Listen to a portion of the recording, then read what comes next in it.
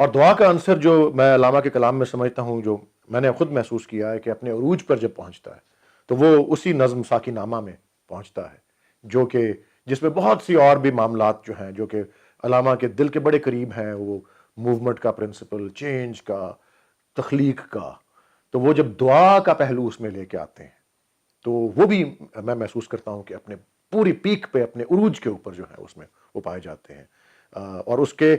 کچھ ایک اشعار ایسے ہیں جو اکٹھے آتے ہیں، کچھ ایسے ہیں جو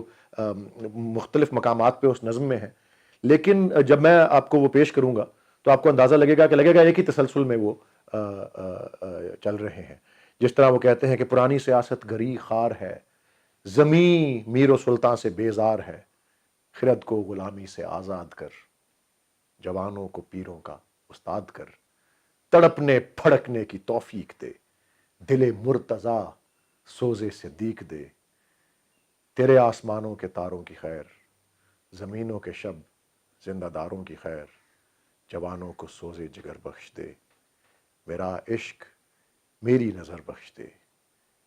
میرے نالائے نیم شب کا نیاز، میری خلوت و انجمن کا گداز، امنگیں میری، آرزوئیں میری، امیدیں میری، جستجوئیں میری،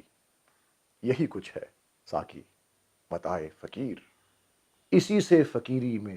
ہوں میں امیر، میرے قافلے میں لٹا دے اسے، لٹا دے ٹھکانے لگا دے۔